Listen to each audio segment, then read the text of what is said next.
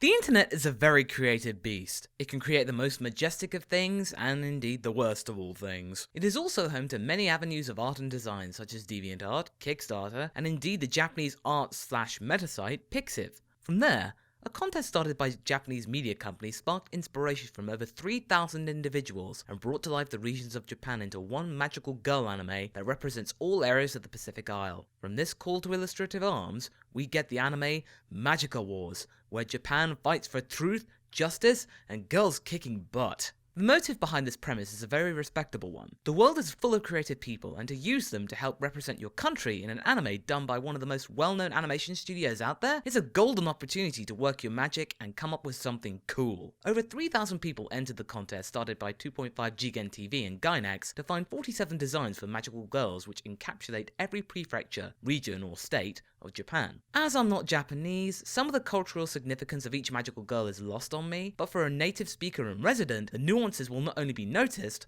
but also lauded. The story itself is a rather episodic affair with 4-minute minisodes airing weekly in a 3-part narrative, which runs along the lines of every monster of the day formula, showcasing every magical girl, their mascot, and the prefecture they're in with little details that are unique to each prefecture. Japan is a rich bed of culture, and not a lot of it outside the capital and cultural districts get much notice. It's a brilliant chance for them to get a little tip of the hat, as it were. As of episode 9, we've met 3 girls. There is Naruko from Miyagi Prefecture, Matsuri from Shizuoka Prefecture, and Rin from Tokyo Prefecture. It seems like there will be 6 or 7 main characters, with the other 40 or so getting cameo appearances, which is a little disappointing in terms of reach, but understandable given the short time frame and limited amount of episodes. If each girl got the same treatment, the show would be 141 episodes long and take over 3 years to complete. Some sacrifices had to be made, but I feel like it's a show I'm glad exists. With Panty and Stocking a few years ago, Gainax made it clear that its direction with anime was open to interpretation and inspiration from outside sources. They have been strongly influenced by Genndy Tartakovsky's work such as the Powerpuff Girls and Samurai Jack, and now use those styles in their animation brainstorming sessions, meaning its anime has a more cartoony feel than normal Japanese creations, a sort of cross-pollination you could say. As a result, Magical Wars stands out visually, and despite its brevity has a good quality behind it. It looks very nice, and effort has been put into this production, which is a culmination of a huge cross-media platform which started as an iPhone game in December,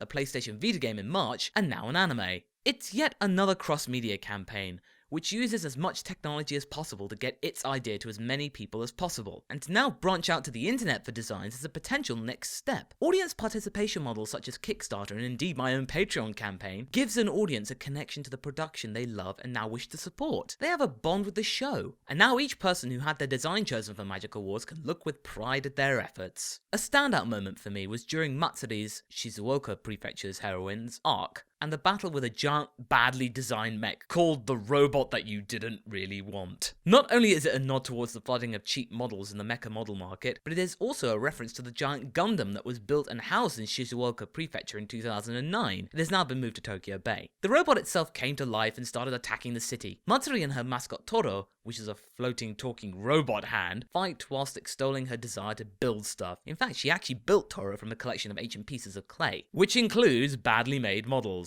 This whole concept made me laugh, and it also was pretty indicative of how magical girls would act in real life. Matsuri is a poor shot, and she misses almost every time she fires her weapon when she first gets her powers. But when it comes down to it, she uses her determination to win through, and show that Japan is awesome. I saw this as a lot of fun, and was rewarded with an amusing anime to fill a short coffee break with. Magica Wars surprised me. In my preview for it, I expected it to be a cheap and lazy contest prize, with little effort behind it, but instead got a well-made creative effort which somewhat chronicles the evolution of Japanese anime into a more stylized world, which can only be good. The strong patriotism here can confuse non-Japanese viewers, but it's worth watching to get a glimpse of something different, and perhaps learn something along the way. I liked it, and I think it's worth a watch. Magica Wars is available to stream on Crunchyroll.